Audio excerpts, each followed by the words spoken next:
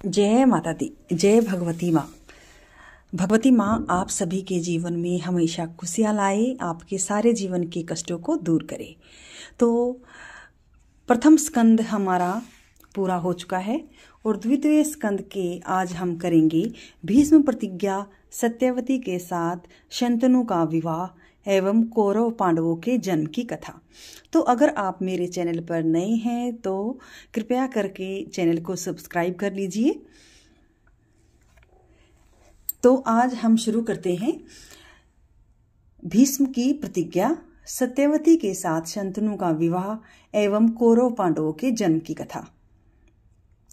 ऋषिगण बोले, हे सूत जी, अब विस्तार पूर्वक यह बताने की कृपा कीजिए कि व्यास माता सत्यवती को राजा शंतनु ने कैसे प्राप्त किया। सूत जी कहते हैं, पुरातन समय की बात है। शिकार करते हुए राजा शंतनु जंगल में घूमने लगे। आगे जाने पर यमुना के तट पर उन्हें एक सुंदर स्त्री दिखाई पड़ी। उनके शरीर से अनुपम सुगंध निकल रही थी। राजा शंतनु ने सोचा, यह कौन है और इस समय कहां से आ गई है। फिर तट पर बैठी हुई निषाद पुत्री से वे पूछने लगे, प्रिय, तुम कौन हो? तुम्हारे पिता कौन है? तुम कहां से आई हो? इस प्रकार राजा शंतनु के पूछने पर उस युवती ने कहा, राजन, मैं दाशराज की पुत्री हूँ। पिता की आज्ञा अनुसार यहाँ बैठी हूँ। महाराज, मैं इस जल में नाव चलाती हूँ। यह कहकर वह सुंदर कन्या चुप हो गई। राजा शंतनु ने उन कन्या से कहा, मैं कुरु के वंश का एक प्रसिद्ध राजा हूँ। मृगनयनी, मेरे घर दूसरी कोई स्त्री नहीं है। तुम मेरी धर्मपत्नी के स्थान को सुशोभित करो। राजा शंतनु के इस प्रकार कहने पर उस दास कन्या सत्यवती ने महाराज शंतनु से कहा, राजन, मैं स्वतंत्र नहीं हूँ। मेरे पिताजी आपकी कामना पूर्ण करेंगे, इसलिए आप उन्हीं से मिलकर मेरे लिए प्रार्थना कीजिए। सूत जी ने कहा, महाराज, शंतनु सत्यवती की बात सुनकर उसकी याचना करने के लिए दासराज के घर पहुंच गए। वह राजा शंतनु को प्रणाम करके हाथ जोड़कर कहने लगा। दासराज ने कहा, राजन, मैं आपका सेवक हूँ। आप यहाँ पधारे, इससे मैं कृतार्थ हो गया। महाराज, आज्ञा दीजिए, किस लिए मेरे घर आपका आना हुआ। राजा शंतनु बोले, अनग, यदि संभव हो तो तुम अपनी कन्या मुझे दे दो, मैं इसे धर्मपत्नी बनाऊंगा।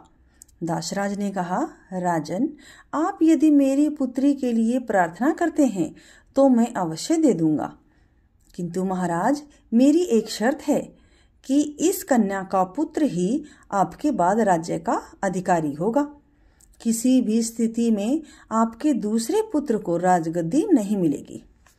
सूत जी कहते हैं, दासराज की बात सुनकर राजा शंतनु बहुत चिंता में डूब गए, क्योंकि वे भीष्म जी को युवराज बना चुके थे। इसलिए कुछ भी उत्तर न देकर वे घर लौट गए। उनके मन पर चिंता के बादल मंडराने लगे। महाराज शंतनु को चिंता में डूबे देखकर पुत्र देवव्रत यानी भीष्म जी उनके पास गए और उनसे अशांति का कारण पूछा। राजा ने कहा, पुत्र, मुझे गहरी चिंता तो यह है कि तू मेरा एक ही बालक है। वैसे तो तू शूरवीर, पराक्रमी, प्रतिष्ठित और युद्ध में पांव पीछे रखने वाला नहीं है। फिर भी पुत्र, यदि कभी युद्ध छिड़ा तथा तू उसमें काम आ गया तो फिर मैं आश्रयहीन होकर क्या कर सकूंगा। पुत्र, मुझे यही विशेष चिंता है, मैं इसी से दुखी हूँ। सूत जी कहते हैं, राजा शंतनु की बात सुनकर भीष्म जी ने वृद्ध मंत्रियों से पूछा और कहा, इस समय महाराज बहुत चिंता में हैं, मुझसे स्पष्ट कहते नहीं। आप लोग उनसे पूछकर निश्चय करके सच्ची बात मुझे बताने की कृपा करें। भीष्म जी की बात सुनकर मंत्री लोग राजा शंतनु के पास गए। सम्यक प्रकार से सारी बातें जानकर उन्होंने भीष्म जी को सब बतला दिया। भीष्म जी पिता का अभिप्राय जानकर उसी क्षण उन मंत्रियों को साथ लेकर दासराज के घर गए और बहुत नम्रता और प्रेम पूर्वक कहने लगे। भीष्म जी बोले, परंतप तुम अपनी सौभाग्यशाली बेटी मेरे पिताजी के लिए दे दो। इसके लिए मैं तुमसे प्रार्थना करता हूँ, तुम्हारी यह कन्या मेरी माता बने। मैं इसका सेवक हूँ। दासराज बोला, मैं जान गया तुम सत्यभाषी हो, किंतु यदि तुम्हारा पुत्र शक्तिशाली हुआ तो वह हठपूर्वक इससे राज छीन लेगा, इसमें कोई संदेह नहीं दिखता। भीष्म जी ने कहा, तात तो मैं प्रतिज्ञा करता हूँ कि मैं शादी ही नहीं करूँगा। यह बात सर्वथा सत्य होकर रहेगी। मेरी प्रतिज्ञा किसी भी प्रकार टल नहीं सकती। सूत जी कहते हैं, भीष्म जी की ऐसी अटल प्रतिज्ञा सुनकर दासराज ने अपनी सर्वांग सुंदरी कन्या सत्यवती को महाराज शंतनु के लिए समर्पण कर दिया। सूत जी कहते हैं, सत्यवती के 2 पुत्र हुए और समयानुसार मर भी गए। फिर व्यास जी के द्वारा विचित्र वीर्य के क्षेत्र में धृतराष्ट्र का जन्म हुआ, जो नेत्रहीन था। मुनि को देखकर उस स्त्री ने आंखें बंद कर ली थी। फलस्वरूप वह अंधे पुत्र की जननी हुई। दूसरी स्त्री ने व्यास जी को देखकर सर्वांग में सफेद चंदन लगा लिया था, इसलिए उसका पुत्र पांडु रोग से ग्रस्त हुआ। दासी से विदुर का जन्म हुआ। विदुर जी सत्यवादी, धर्म के अवतार और पुण्यात्मा पुरुष थे। मंत्रियों ने छोटे पुत्र पांडु को राजा बनाया। धृतराष्ट्र की 2 स्त्रियां थीं। एक का नाम था गांधारी और दूसरी का नाम था वैश्या। पांडु की भी 2 स्त्रियां थीं, शूरसेन कुमारी कुंती और दूसरी मांद्री। गांधारी ने 100 पुत्र पैदा किए। वैश्या से भी 1 पुत्र पैदा हुआ। कुंती जब पिता के घर कन्यावस्था में थी तभी उसने कर्ण को जन्म दिया। सूर्य के कृपा प्रसाद से उस मनोहर पुत्र की उत्पत्ति हुई। शौनक जी ने कहा, मुनिवर सूत जी, आप यह कैसी विचित्र बात कर रहे हैं कि कुंती को पहले ही पुत्र पैदा हो गया और उसके बाद उसका पांडु के साथ विवाह हुआ। कैसे सूर्य का संयोग हुआ जिससे कुंती को कर्ण को जन्म देना पड़ा? ये सभी बातें बताने की कृपा करें। सूत जी कहते हैं, द्विज जनों, जिस समय शूरसेन कुमारी कुंती बहुत छोटी थी तभी राजा कुंती भोज उस कल्याणी कन्या को मांग लाए थे। उसे बेटी मानकर उन्होंने उसे अपने घर पर ही पाला पोसा। एक बार मुनिवर दुर्वासा जी वहां पधारे। कुंती ने मुनि को अच्छी तरह से स्वागत किया। उनकी सेवा से दुर्वासा जी अति प्रसन्न हुए। उसी समय मुनि ने कुंती को एक ऐसा उत्तम मंत्र बताया जिसका प्रयोग करके आह्वान करने से देवता स्वयं आकर मनोरथ पूर्ण कर दें। दुर्वासा जी के चले जाने पर कुंती अपने महल में बैठकर उस मंत्र के प्रभाव को जानने के लिए उपाय सोचने लगी। उस समय सूर्य नारायण आकाश में विराजमान थे। उन्होंने सूर्य देवता का आह्वान किया। आह्वान करते ही सूर्य देवता कुंती के समक्ष प्रकट हो गए। कुंती हाथ जोड़कर सामने खड़ी हो गई और कहने लगी, भगवान, आपके दर्शन पाकर मैं धन्य हो गई। अब आप यहाँ से पधारने की कृपा करें। भुवन भास्कर ने कहा, कुंती, तुम्हारे मंत्र के प्रभाव से मैं विवश हूँ और तुम्हारा मनोरथ पूर्ण किए बगैर मैं नहीं जा सकता। कुंती ने अपने किसी भी मनोरथ पूर्ति की अनिच्छा प्रकट की, परंतु सूर्य देवता ने उनकी कोख से तेजस्वी बालक उत्पन्न होने का वर दिया और कहा कि तुम्हारा कन्या धर्म पहले की तरह रहेगा। उसके पश्चात कुंती को अभिलाषित वर देकर सूर्य देवता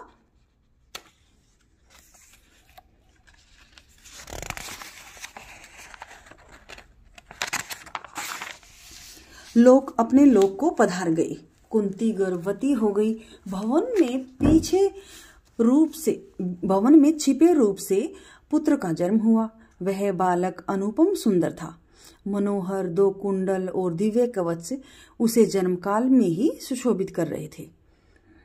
लोकलाजवश कुंती ने उस शिशु को पिटारी में रखकर धाय को दे दिया। रास्ते में अधिरथ नामक सूत मिला। उसने उस बच्चे को मांग लिया। फिर अधिरथ के घर उस बालक का पालन पोषण होने लगा। यही वीर आगे चलकर महाबली कर्ण के नाम से विख्यात हुआ। इसके बाद वही कन्या कुंती स्वयंवर में पांडु की धर्मपत्नी बनी। एक समय की बात है, महान पराक्रमी पांडु वन में शिकार खेल रहे थे। उनके हाथों एक मुनि की हत्या हो गई। मृग रूपधारी मुनि ने रुष्ट होकर पांडु को श्राप दे दिया, यदि तुम कभी स्त्री के साथ संभोग करोगे तो तुम्हें प्राणों से हाथ धोना पड़ेगा। मुनि के इस प्रकार शाप दे देने से पांडु बहुत दुखी हुए और वह राज का परित्याग करके पत्नियों सहित जंगल में रहने लगे।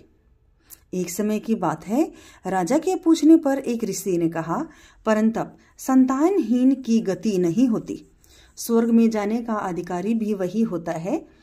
इसलिए जिस किसी उपाय से भी पुत्र उत्पन्न करना अति आवश्यक है। यह वचन सुनकर पांडु ने अपनी कमल नयनी प्रिया कुंती से यह बात कही।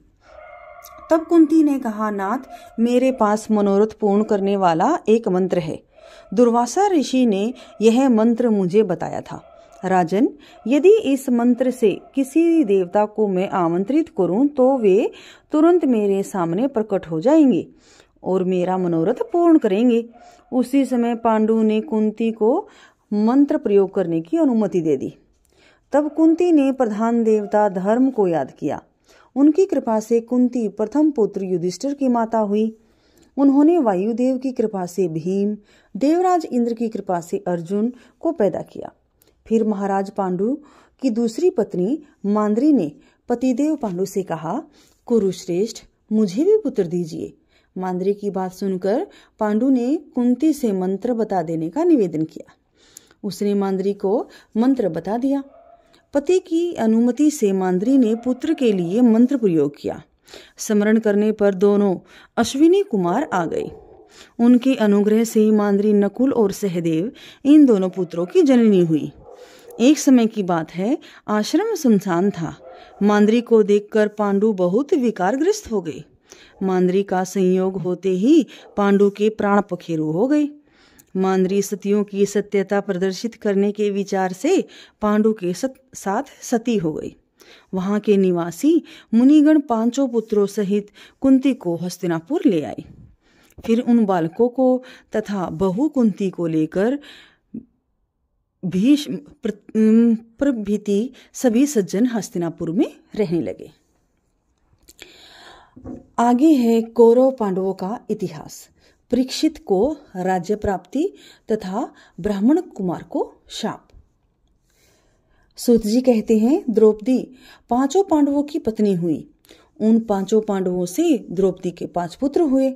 सुभद्रा से अर्जुन का विवाह हुआ, जो भगवान श्री कृष्ण की बहन थी। सुभद्रा से महान वीर पुत्र अभिमन्यु का जन्म हुआ। राजा विराट की पुत्री से अभिमन्यु का विवाह हुआ था।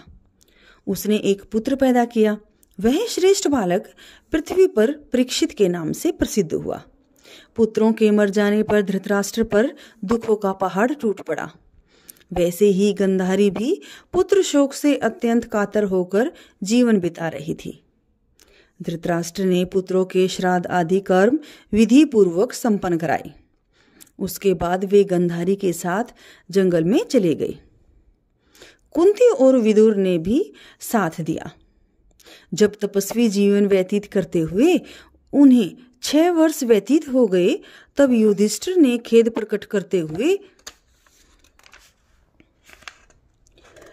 अपने छोटे भाइयों से यह वचन कहा, मैंने स्वप्न में माता कुंती को देखा है। वे जंगल में हैं और उनका शरीर दुर्बल है। इसलिए मेरे मन में आता है कि उन माताओं और पिताओं के दर्शन के लिए मैं वहां जाऊं। युधिष्ठिर की बात सुनकर सभी भाई और बहुत से अन्य नगर निवासी इकट्ठे होकर चल पड़े। शत्युपा आश्रम पर पहुंचकर सबने आपस में भेंट की। जब वहां विदुर दिखाई नहीं दिए, तब युधिष्ठिर ने धृतराष्ट्र से पूछा, महाराज, विद्वान विदुर जी कहाँ हैं? धृतराष्ट्र ने उत्तर दिया, विदुर कहीं गंगा के तट पर बैठकर सनातन श्री हरि का ध्यान करते होंगे। दूसरे दिन महाराज युधिष्ठिर गंगा के किनारे घूम रहे थे। देखा विदुर जी एकांत जल में बैठे तपस्या कर रहे हैं। उन्हें देखकर राजा युधिष्ठिर ने कहा, मैं युधिष्ठिर आपके श्री चरणों में मस्तक झुका रहा हूं। विदुर जी कुछ नहीं बोले। क्षण भर बाद उनके मुख से एक अत्यंत अद्भुत तेज निकलकर युधिष्ठिर के मुख में समा गया। इस तरह विदुर जी का 5 भौतिक शरीर शांत हो गया। सत्यवती नंदन व्यास, नारद और अन्य भी बहुत से महानुभाव मुनि युधिष्ठिर से मिलने के लिए वहां आए थे। तब कुंती ने शुभ दर्शन व्यास जी से कहा, द्वापायन, मैंने अपने पुत्र कर्ण को जन्म के समय ही देखा है। आप एक बार कर्ण को सामने उपस्थित करने की कृपा करें। गांधारी ने कहा, मुने, मेरे पुत्र समांगन में चले गए हैं। मुनिवर, मेरे वे पुत्र एक बार मुझे दिखाने की कृपा करें। सुभद्रा बोली, अभिमन्यु महान पराक्रमी वीर था। तपोधन, मुझे मेरे उस पुत्र को दिखाने की कृपा कीजिए। सूत जी कहते हैं, इस प्रकार के वचन सुनकर सत्यवती नंदन व्यास जी ने प्राणायाम करके सनातनी भगवती जगदम्बिका का ध्यान किया और पुण्य सलीला भागीरथी में स्नान करके वे जगजननी देवी दुर्गा की स्तुति करने लगे। सूत जी कहते हैं, व्यास जी के विनय करने पर भगवती भुवनेश्वरी ने उन सभी दिवंगत नरेशों को बुलाकर सामने उपस्थित कर दिया। लौटकर आए हुए अपने परिजनों को देखकर कुंती, गंधारी, सुभद्रा, उत्तरा और संपूर्ण पांडव मोह में पड़ गए। उसके बाद वे स्वर्गवासी वीर दोबारा लौट गए। सूत जी कहते हैं, इसके बाद तीसरे दिन जंगल में अचानक ही आग लग गई, जिसमें धृतराष्ट्र, गंधारी और कुंती सभी जलकर भस्म हो गए। कौरवों का संहार हो जाने के 36 वर्ष बाद यादवों का भी संहार हो गया। बलराम जी ने भी शरीर त्याग दिया। भगवान श्री कृष्ण बहेलिये के बाण से व्यास से अंतर्ध्यान हो गए। भगवान श्री कृष्ण के अंतर्ध्यान होने का अप्रिय समाचार सुनकर वासुदेव जी ने भगवती भुवनेश्वरी का ध्यान किया तथा प्राणेंद्रियों को पवित्र करके वे सदा के लिए शांत हो गए। उसके बाद बहुत दुख होकर अर्जुन प्रभास क्षेत्र में गए। वहां जितने मृत व्यक्ति थे उन सब का उन्होंने यथा योग्य अग्नि संस्कार किया। उसके बाद समुद्र में ने भगवान श्री कृष्ण की उस पुरी को डुबो दिया।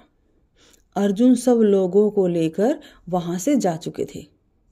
मार्ग में चोरों और अहीरों ने उनके सभी वैभव छीन लिए। उस समय अर्जुन का सारा प्रभाव प्रस्थान कर चुका था। इसके बाद इंद्रप्रस्थपुरी में पहुंचकर अर्जुन ने अनिरुद्ध कुमार वृजनाभ को वहां का राजा बनाया। अर्जुन हस्तिनापुर चले गए। उन्होंने बहुत दुख प्रकट करते हुए सारी बातें युधिष्ठिर को कह सुनाई। भगवान श्री कृष्ण का अंतर्ध्यान तथा यादवों का संहार सुनकर महाराज युधिष्ठिर हिमालय जाने का विचार करने लगे। उन्होंने उत्तरानंदन महाराज परीक्षित को राज्य का कार्यभार सौंप दिया। उसके बाद महाराज युधिष्ठिर ने द्रौपदी तथा भाइयों के साथ हिमालय में जाकर शरीर त्याग दिया। एक दिन महाराज परीक्षित शिकार खेलने के विचार से एक घने जंगल में चले गए। एक मृग को ढूंढते हुए उत्तरानंदन महाराज परीक्षित थक गए। इतने में पास ही एक मुनि दिखाई पड़े। राजा ने आतुर होकर उनसे जल के लिए पूछा। मुनि मौन धारण किए रहे, कुछ भी उत्तर नहीं दिया। तब प्यास से व्याकुल राजा परीक्षित कुपित हो उठे। उन्होंने एक मरे हुए सांप को धनुष की नोक में उठा लिया और कली के प्रभाव से प्रभावित होकर परीक्षित ने उन मुनि के गले में वह सांप लपेट दिया। राजा परीक्षित भी अपने घर चले गए। उस मुनि का गविजात नामक एक महान तेजस्वी पुत्र था। मित्रों ने उससे कहा, मुनि कुमार, अभी तुम्हारे पिता के गले में किसी ने मरा हुआ सांप लटका दिया है। मित्रों के मुख से यह वचन सुनकर उसने राजा परीक्षित को शाप दे दिया। जिसने आज मेरे पिता के गले में मरा हुआ सांप डाला है, उस नराधम को आज से 7वीं रात तक्षक सांप काट जाए। मुनि का एक शिष्य राजा के पास गया। उसने मुनि कुमार गविजात का दिया हुआ शाप महाराज परीक्षित को कह सुनाया। शाप किसी प्रकार टल नहीं सकता। इस प्रकार विचार कर महाराज परीक्षित ने अपने वृद्ध मंत्रियों से कहा, ब्राह्मण ने मुझे शाप दे दिया है, फिर भी विद्वान पुरुषों का कर्तव्य है कि वे शास्त्रोक्त उपाय करने में कभी न चूके। पुरातन समय की बात है, एक मुनि की स्त्री को सांप ने डस लिया। वह मर गई। मुनि ने मंत्र के प्रभाव से उसे जिंदा किया और अपनी आधी आयु दे दी। इसलिए प्रयत्न अवश्य करना चाहिए। मंत्रियों ने पूछा, महाराज वे कौन मुनि थे जिन्होंने अपनी प्यारी पत्नी को आधी आयु देकर जीवित कर दिया? महाराज यह प्रसंग हमें बताने की कृपा करें। राजा परीक्षित बोले, एक दिन मेनका नाम की एक दिव्य परम सुंदरी अप्सरा नदी के तट पर आई और जल में क्रीड़ा करने लगी। त्रिलोकी सुंदरी उस अप्सरा से विश्वावसु मुनि का समागम हो गया, जिससे वह गर्भवती होकर चली गई। स्थूलकेश मुनि के आश्रम के पास जाकर मेनका ने कन्या का प्रसव किया। अनाथ कन्या को नदी के तट पर देखकर मुनि स्थूलकेश ने उसे अपने पास रख लिया। उसके द्वारा वह पाली पोसी गई। मुनि ने उसका नाम प्रमद्वा रख दिया। समय पाकर वह युवा स्त्री हो गई। मुनिवर रुरु ने उस प्रमद्रा नामक कन्या को देखा। तो जो आज हमने अध्याय जिनका श्रवण किया है वो आपको कैसी लगी वो आप जरूर बताइए और कमेंट बॉक्स में जय माता दी, जय जगदम्बिका भवानी जरूर कीजिए। जय माता दी।